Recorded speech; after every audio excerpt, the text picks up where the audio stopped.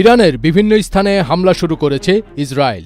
আজ শনিবার ২৮ ফেব্রুয়ারি সকালে এই হামলা শুরু হয়। ইসরায়েলি সংবাদ মাধ্যম টাইমস অব ইসরায়েল ও জেরুজালেম পোস্ট এ তথ্য নিশ্চিত করেছে।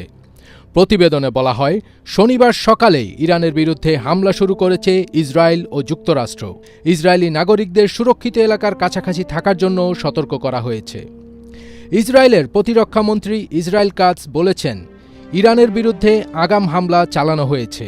ইসরায়েল এই হামলাকে আগাম প্রতিরোধমূলক হামলা বলেছে। তিনি আরও বলেন, ইরানের বিরুদ্ধে আগাম হামলা চালিয়েছে ইসরায়েল, যাতে আমাদের রাষ্ট্রের ওপর ঝুঁকি দূর করা হয়।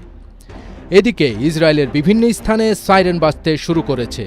ইসরায়েলি প্রতিরক্ষা বাহিনী সাধারণ মানুষকে বোমা আশ্রয়কেন্দ্রের কাছাকাছি থাকার জন্য সতর্ক করেছেন।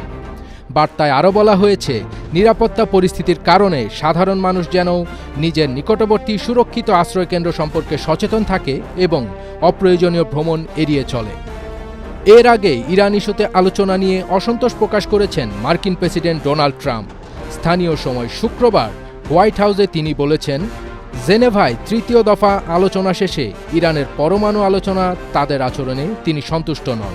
তার পরপরই এই হামলা শুরু হলো।